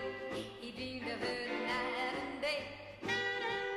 She had a crush on a record machine, and when he tried to kiss her, she'd say, "Drop it, Joe. Drop a dime in the jukebox, Joe. Drop it, Joe. Drop a dime in the jukebox, Joe. Come on and play this tune for me so I can twist all night." He bought her a big box of caramel and a dozen posies too. But when he passed the soda shop, he heard her yell, "Hey Joe, I've been looking for you." Drop it, Joe. Drop a dime in the jukebox, Joe. Drop it, Joe. Drop a dime in the jukebox, Joe. Come on and play this tune for me so I can twist all night. The poor guy was caught in the middle. It made him feel mighty low, 'cause he was playing single fiddle to a hi-fi stereo. But Joe wouldn't quit and he finally won. At least that's the way it seemed. He married the chick and it really was fun till she made him buy a record machine. Drop the Joe. Drop a dime in the jukebox, Joe. Drop the Joe. Drop a dime in the jukebox, Joe. Come on and play this tune for me so I can twist all night. Come on, Joe. Drop it. Drop it.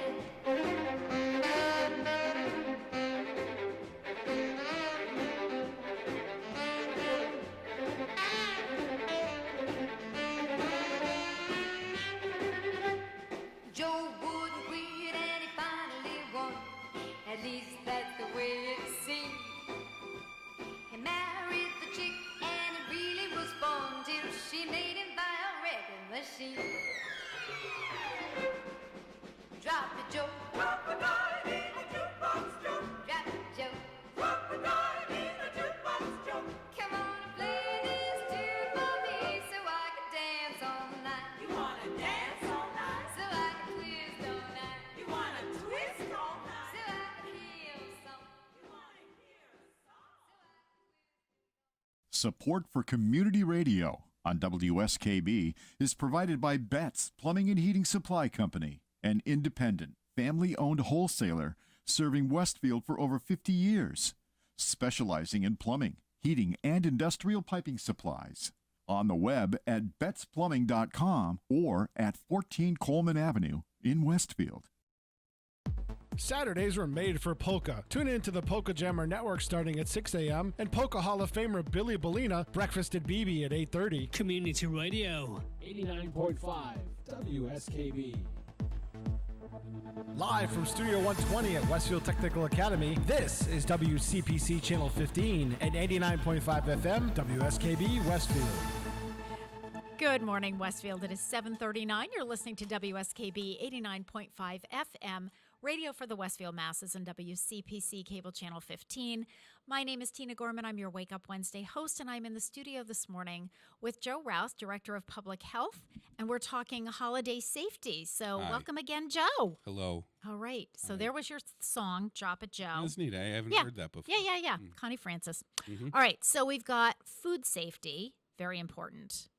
Right. What else is on your list there? Okay, so like I said before, I'm not insulting anybody's intelligence. I'm sure everybody's heard these points before, but just to reiterate, just to need to be couple reminded. the important stuff. So we had the be careful about the fire aspect of everything. Don't leave food sitting out on the counter when service is done. Package everything up, put it in the fridge or freezer. Turkey actually freezes very well. Yes, it does. So that's not a bad idea. The other thing, once you get everything in the fridge and you have those leftovers in there, 3 to 4 days. That's what I was going to say. How long can they, That's it. Most people will tell you, it's not there. They don't have to worry about that. They're like, in my family, it's going to be gone in 2 days. Yeah. Right. Yeah. Last point to that too is though, when you take out everything to reheat, it's the same as the initial cooking temperature of turkey, 165 reheat. Okay. Even everything, stuffing, whatever else you have that you're going to heat up. Okay. Heat it up to 165. That's really it. I mean, for the big ones, you can go on and on about all the little points of food safety, but the big ones are where it causes the most problems are the stuff being left out on the counter for people. Yeah. Like you said, they're going to be coming over in a half hour. We'll just leave it out. Or people will pick at it. We'll just leave it out. We'll throw it up. Yeah. The other thing, too, about that is I just thought of this, is that every year there's a new waste ban from the Department of Environmental Protection about what's allowed in the trash. Ah. So this year they just made it official, no textiles. Yes, That's I one. saw that. So that's a big deal. It is a big deal. And mattresses. Do they throw darts at a dartboard and say, okay, if we hit this quadrant, it'll be this? Yes. And if we hit that quadrant, it'll be that? Yes, that's what they do. Okay. Well, it's really interesting, Seems Joe. like it. It's really interesting because I I know. saw that thing about no textiles. So I have I have something that I don't know where I got it from. I have it hanging in the vestibule on the tack board on where in Westville you can dispose of textiles. And I think it's been up there for like a year or so, and I'm thinking to myself, I hope this is still relevant. I hope these places are still relevant now that you can't throw them out. So you can't take like old sheets. I mean, I usually use them for drop cloths, but if I have enough drop cloths, what am I doing with these? So I can't put them in the trash, which I wouldn't want to. But so there are textile like collection places. There are. I mean, we're working on having a program up at Twist Street at the transfer station. Okay. Oh, that'd be great. Yeah. We currently do have 2 containers up there. One is Salvation Army, which is really just clothes that they can, repurpose. Yep. And then there's another bin that will take pretty much everything. So any textiles, old good to know. sheets, and everything. Yep. So that actually that does get recycled. Okay, perfect. And we're working on getting another company up there for even more stuff. So. Yeah. The funny thing about this, I have to stop being so cynical sometimes. I have to check myself. But the reality is, you can't put soiled textiles in any sort of a recycling bin or salvation. Right. So you have a shop towels that are saturated with oil or whatever. You can't recycle. Yeah. Those go in the trash. From what I know about the way our trash system works, and this is all the good faith effort now, we're going to have to trust people. I dare you to say that by the time a sheet that I threw in my trash that was perfectly clean and brand new, by the time it gets to the destination facility, is going to be soiled. Yeah. So how are you going to tell? Yeah. This was a clean sheet. No, it's been mixed with the trash the whole time. Well, because the problem is, I would think if it's clean, it's like I'm going to put it in a plastic bag and put it in there, but you don't want plastic bags in. Right. It's just one of those things. But anyway, everybody knows the intention, and it's to divert the unnecessary items from the waste stream. Right. To my point with that was eventually it's going to be food waste too. So that already is in place this year. They did mattresses, textiles, and food waste. Now, the food waste is mostly from places like the school, and places that process their trash separately from municipal collection. So where are you throwing food waste? Or Well, what are you doing with food waste? When we get to the point where it trickles down to resident, yeah, because right now it's really more commercial facilities. But even commercial, like, okay, so you're the school. What are you doing? So they actually do have companies that will come and take the food waste, and you have to pay them separately, and they will either compost it or do something. Okay, I was going to say, I mean, that's organic, right? Yeah, I mean, a restaurant can't like have a compost pile, and not every one of them is going to have a compost pile for the volume of stuff. Right. So really, it's going to come down to, like I said, at the residential level, it'll eventually be a banned item, probably within a couple years. So what made me think of it is your turkey carcass. Yeah, right. Well, bones. What do you? Yeah. What are you going to do? You can't. Yeah. You can't grind those up. You can't put them in your garbage disposal. No, and you shouldn't, even if you had a septic system. I mean, nothing really. You shouldn't have a garbage disposal if you have a septic system, and that's 50% of our city on septic. 50%, really? Yeah. I didn't realize it was that high. Well, if you think about the square mileage of Westfield, it's huge. It's what, like the third largest in the state? In the square state, mileage-wise. Yes, and having done the routes for our Thanksgiving deliveries tomorrow, I know just how stinking big this city is. So when you head out to Wyman and stuff like that, think about that. Yeah. So there's the composting. That's going to become a big thing. Yep. But in this area, I mean, think about 2 months from now, who's running turkey carcasses out to the compactor or the compost bin? Yeah. And not to mention the fact that it's really not advisable to have food waste in a home compost bin anyway, because it attracts animals and right. Yeah.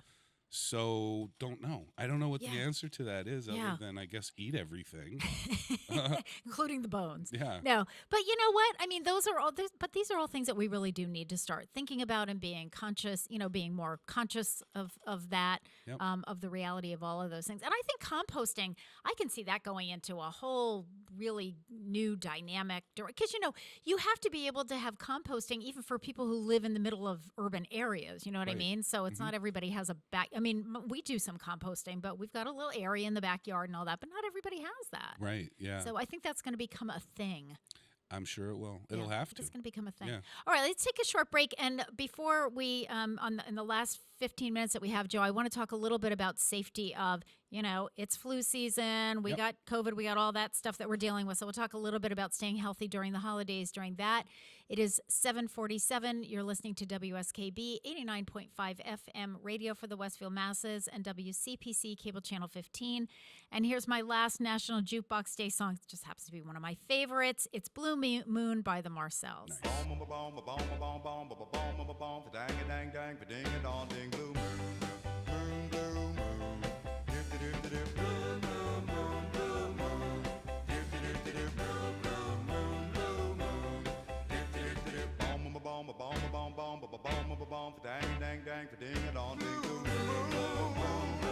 You saw me standing alone without a dream in my heart, without a love of my own.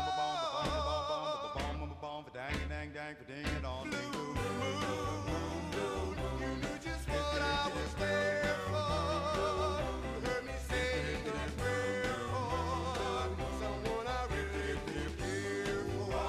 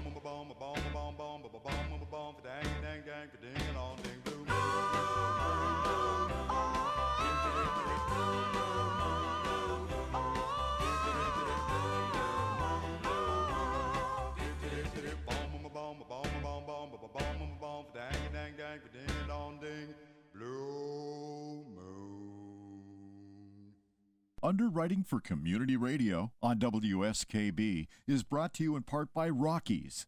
Over 30 convenient locations throughout Massachusetts, Rhode Island, New Hampshire, Connecticut, and Florida.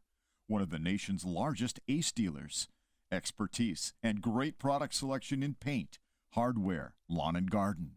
That's Rockies. Rock solid service since 1926. On the web at rockies.com. Join us every Thursday morning From 6 until at least 7:30. Check out the Bobby G and Company Show. Right here on WSKB 89.5. Community Radio. 89.5 WSKB. Live from Studio 120 at Westfield Technical Academy, this is WCPC Channel 15 and 89.5 FM, WSKB Westfield. Good morning, Westfield. It is 7:50. You're listening to WSKB 89.5 FM radio for the Westfield masses on WCPC Cable Channel 15. My name is Tina Gorman. I'm your Wake Up Wednesday host, and I am in the studio this morning with Joe Rouse, Director of Public Health for the City of Westfield. Good morning again, Joe. Good morning. So we're talking about holiday safety, just kind of in general, because we've got Thanksgiving, obviously, tomorrow. We have Christmas holidays coming up, New Year's holiday coming up. So we've talked a little bit about food safety and the importance. I think the takeaway from that is when you're done eating, get your leftovers put away. Out of there. And you can bring them out later on. Right. Joe, we've got, as much as I hate to say it, but, we've got flu season coming up. We still have COVID to deal with. So how do we stay safe with all of that? Stay home, lock yourself in your room, open the window. Don't visit anyone, open the windows. No. So I just wanted to, because I haven't spoken to this in a while, even outside of the station, but community spread right now in our area is very low of COVID. Okay. So not to mention the fact that we have a variant that is not as bad as the ones we've seen in the past as far as severity of symptoms and people getting really sick. But there's a concern right now, as there always is, a broken record every year now since COVID came around. And even before, with flu and sure, with flu and But so even though this community spread might be low right now in our area, there's still the concern, and it's not about necessarily people indigenous to this area getting together because we're all sharing the same, we're all in the same community. So it's the traveling, it's the people bringing stuff through whatever vessel they use to get here, whether it's plane, trains, automobiles, whatever. It could be just, and stopping in other places where there's groups of people.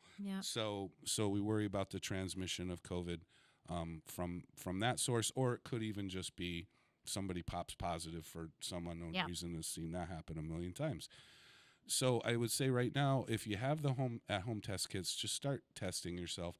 Do a 48-hour regimen, just as if you're going to be around people and you're going to be in close quarters and you're going to be around any sort of immunocompromised people or ones that might be have other issues other health issues to be concerned about. And one of the things I was reading a few days ago was, if you can test yourself every 48 hours, because you could be positive for COVID and be asymptomatic. Right. So you don't want to spread it without knowing. That's even worse. Yeah, without knowing that you're spreading it. Yeah. So I'm fine, but you're not.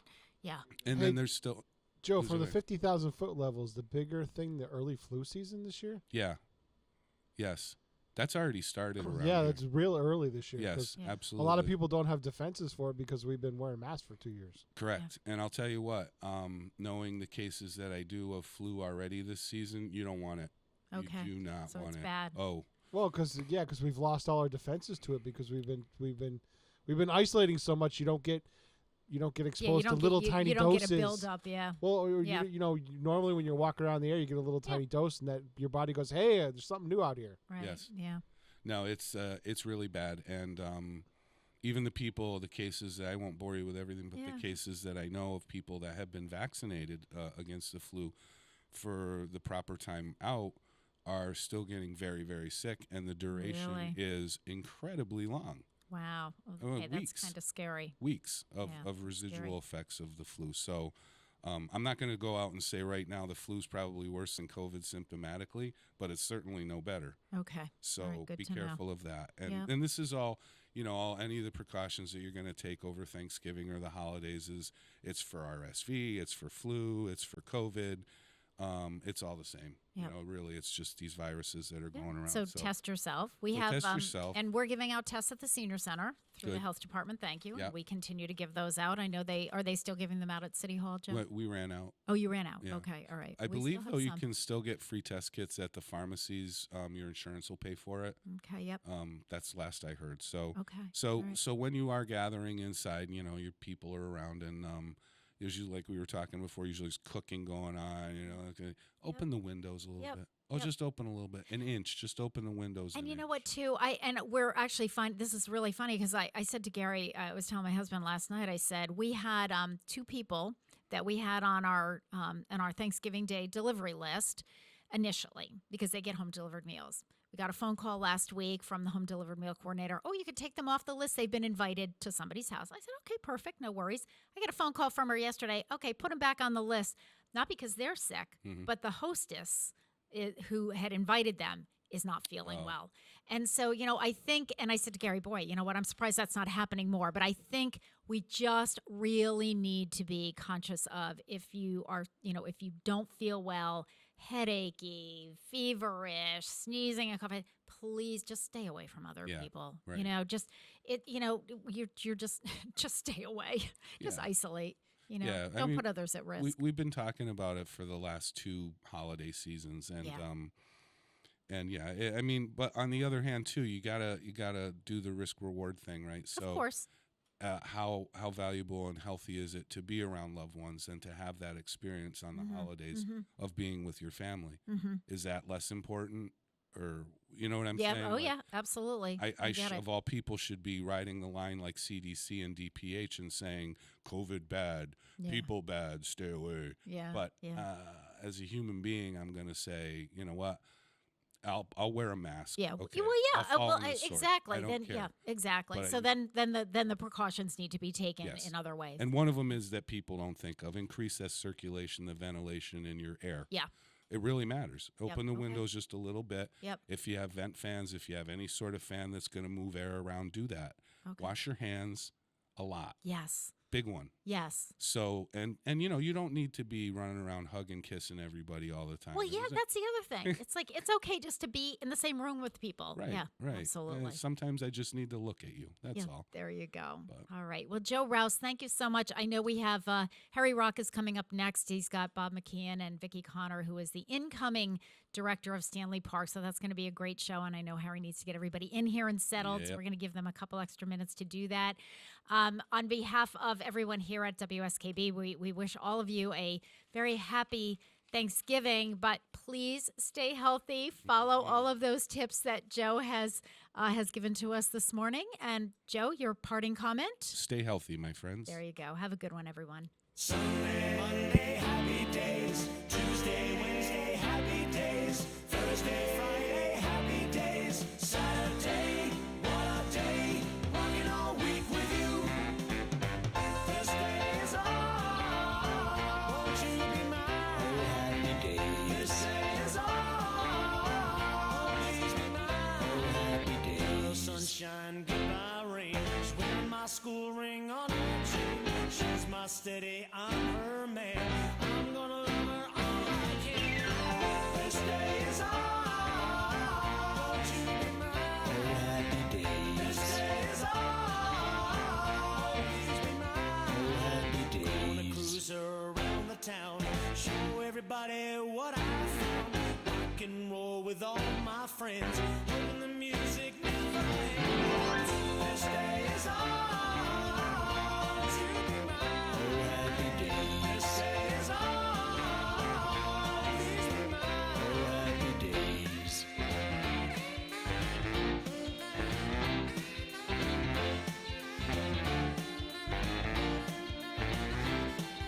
Sunday, Monday, happy days. Tuesday, Wednesday, happy days. Thursday, Friday, happy days. Saturday, what a day. Rockin'